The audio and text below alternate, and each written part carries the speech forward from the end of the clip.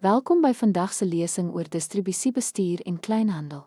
Ons sal die belangrikste besluitnemingsareas in kanaalontwerp ondersoek wat noodsaaklik is vir die lewering van produkte van vervaardigers na kliënte. Om kliëntebehoeftes te verstaan, is die fondament van enige kanaalontwerp.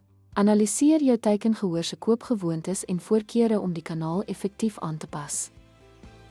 Dit is noodsaaklik om duidelike doelwitte te stel. Bepaal of jou doel is om bereik te maksimeer, handelsmerkbewustheid te bou, of bied uitstekende kliëntediens om jou kanaalontwerpkeuses te lei.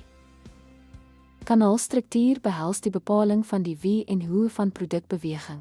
Kies tussen direkte kanale, indirekte kanale of 'n hibriede benadering gebaseer op jou besigheidsbehoeftes. Oorweeg die aantal tussengangers en hul vlak van beheer.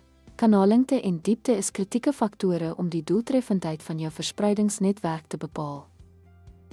Integrasie en kommunikasie is noodsaaklik vir 'n naatlose kanaalwerking. Belê in tegnologie en effektiewe kommunikasiestrategieë om samewerking tussen alle betrokke partye te verseker. Doeltreffende kanaal is dinamies en aanpasbaar. Wees voorbereid om jou kanaalontwerpstrategie te heroorweeg en te verfyn soos kliëntevoorkeure en marktoestande ontwikkel. Deur hierdie besluitnemingsareas te oorweeg, kan jy 'n bemarkingskanaal ontwerp wat jou produk doeltreffend aan die regte kliënt op die regte tyd lewer. Dankie vir jou aandag.